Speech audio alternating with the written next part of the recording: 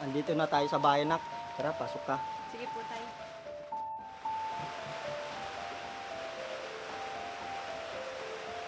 Oh, tay, ba't kasama mo yan dito sa bahay? Simula ngayon, dito natitira ang kapatid mo. Ha? Alam ba ito ni nanay? Oo, nag-usap na kami ng nanay mo at pumayag naman siya. At bakit dito pa sa bahay?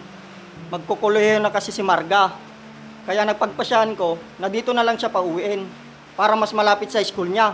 Ano ba yan, tay? Ang sikip na nga dito sa bahay, tapos dito mo pa isisiksik yan. Kapatid mo pa rin si Marga, May.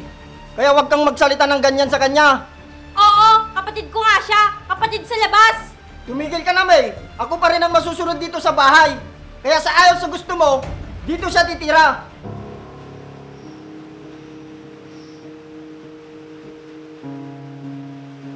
Halika na, Marga. Hatid na kita sa kwarto mo. Ayusin mo yung mga gamit mo. Sige po, tay. Maraming salamat po. Anak, aalis muna ako. Meron lang akong ayusin sa bayan. Sige po, tay. Ikaw nang bahala dito at sa kapatid mo.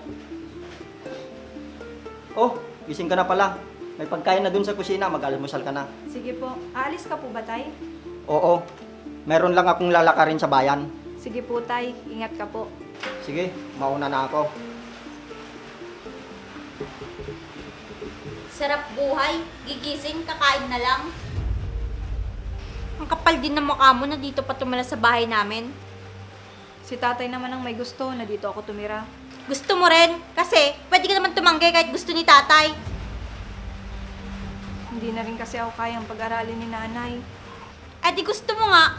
Parehas talaga kay nanay mo makapal ang mukha. Nagawa na nga niyang sirain ang buhay namin noon. Tapos, sisiksik ka sa buhay namin ngayon? Hindi naman alam ni nanay na may pamilya si tatay noon. Ang sabihin mo, sinadya talaga ng nanay mo nakitin ng tatay ko. Sumusobra ka na, May. Hindi masamang babae ang nanay ko. Pwede ba, Marga? Kahit ano pang sabihin mo, naging kabit ng tatay ko ang nanay mo. Oo, May. Naging kabit nga si nanay noon. Pero wala naman akong kinalaman doon. Dahil unang-una, hindi ko pinangarap maging anak sa labas.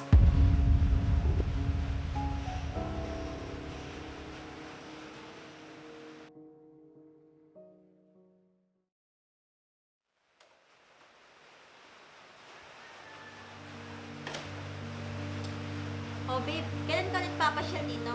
Basta, sabihan na lang kita.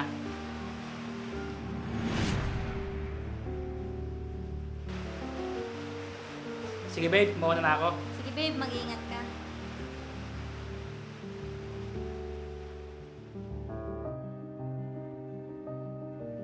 Parang pamilyar sa akin yung lalaki na yun.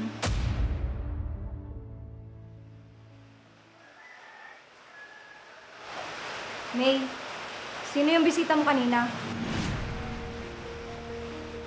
Boyfriend mo ba yon? Bakit ba ang dami mong tanong? Ha, Marga? Pasensya na.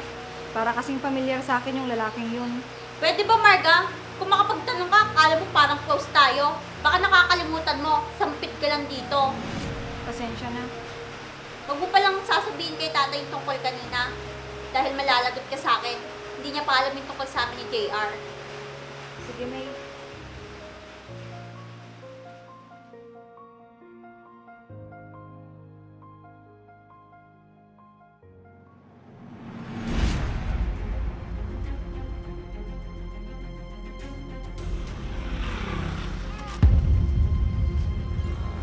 Sabi ko na nga ba, kaya pamilyar sa akin tong lalaki na to.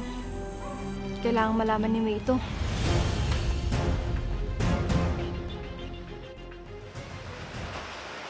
Tay, alis na po ako. Sige anak, mag-ingat ka. Teka lang, May. Pwede ba tayong mag-usap? Nagmamadali ako, Marga. Pwede bang mamaya na lang? Kahit saglit lang, May. Tungkol ito sa boyfriend mo. Anong boyfriend? Totoo ba yung narinig ko, May?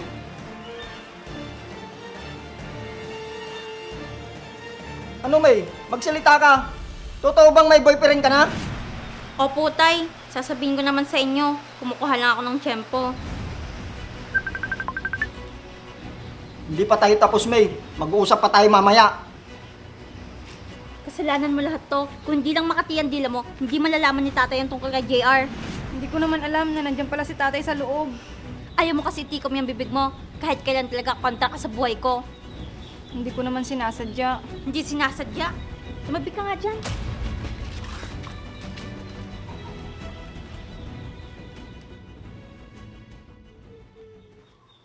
Tay, ano po? Tay, ano pong nangyari kay May?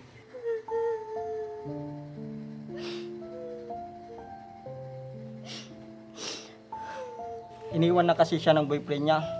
Nalaman ni May na pamilyado na ito. Yun nga sana yung gusto kong sabihin sa kanya nung isang araw.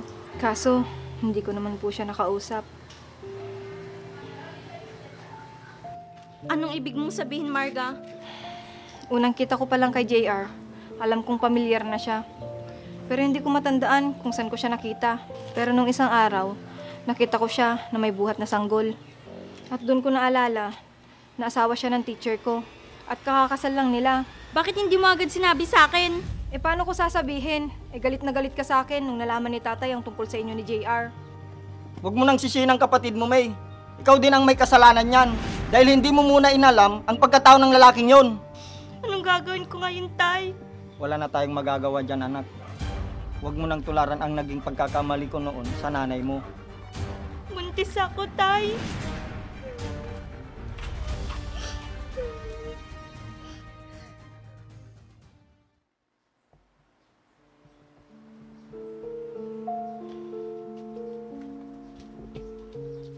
May, halika na. May nakahain na sa lamesa. Kumain na tayo. Ayoko. Wala akong gana. Kahit konti lang, May. Hindi maganda sa kalagayan mo kung hindi ka kakain. Ba't ba ang kulit mo? Ayoko nga kumain. Kaya pwede ba? Nag-aalala lang naman ako sa'yo. At sa bata, dyan sa sinapupunan mo. Nag-aalala o natutuwa? Siguro masaya ka na sa nangyayari sa akin ngayon. Pagtawanan mo ako hanggang sa gusto mo. Wala na akong pakialam. Bakit ba ganyan ang iniisip mo sa akin, May? Kapatid kita. Kaya nasasaktan ako kapag nakikita kitang ganyan. Dahil naaalala ko si nanay nung kinukwento niya yung nangyari sa kanya noon. Maswerte ka nga dahil meron kang magulang na handang dumamay at sumuporta sa'yo. Si nanay noon, wala. Mag-isa lang siya na pinasan lahat ng pasakit at hirap nung pinagbubuntis niya ako noon. Ang bilis ng karma, no? Pinamukha ko pa sa'yo na anak ka sa labas. Tapos, ganito din pala mangyayari sa anak ko. Isang anak sa labas. Huwag mong sabihin yan, May. Anak ako sa labas, pero lumaki ako ng maayos at may takot sa Diyos. Kaya yan din ang gagawin mo sa anak mo. Palalakihin mo siya ng mabuting bata. Nandito kami ni tatay na handang tumulong sa'yo. Hindi ka nag-iisa, May. Maraming salamat, Marga. Sa kabila ng mga masasakit na nasabi ko sa'yo, napakabuti mo pa rin sa akin.